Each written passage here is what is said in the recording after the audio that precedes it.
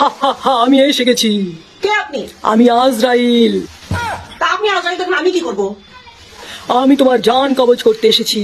হ্যাঁ, আপনি আমার জান নিতে আসছেন কেন? হ্যাঁ, কি জন্য আপনি আমার জান নিতে আসছেন? আপনি যদি এখন আমার জানটা নিয়ে নেন, এই যে আমার প্রিয় সংসার, সামনে ঈদ, দুনিয়ার কাজ, থালা বাসন মাজা, ঘরের কাজ বা প্রত্যেকটা ঘরের কাজ কে করবে? আপনি করে দিবেন? আপনি তো করে দিবেন না। কি জন্য আপনি আমার জানের পিছিয়ে পড়ে আছেন? হ্যাঁ, জান কি আছে? মেয়ে মানুষের জান থাকে? হ্যাঁ, অর্ধেক তো শেষ। আজকাল তো যার জীবনটা তো শেষ হয়ে গেছে। এই শেষ জিনিস আপনাদের নিতে আসা লাগবে।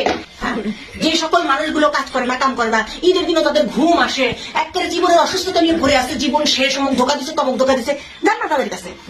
তাদের জানটা নিয়ে দুনিয়া থেকে তাদের উদ্ধার করে। হ্যাঁ, আর আমরা যারা কাজ করে খেটে খাই, আমাদের ছাড়া সংসার অচল, তাদেরকে একটু ব্যস্ত দেন। জান তো জনাব আজরাইল সাহেব, আপনি জান এখন আমার জান দেওয়ার মতো এই সস্তা কাজের মতো টাইম এখন আমার কাছে নাই, অনেক কাজ করতে হবে।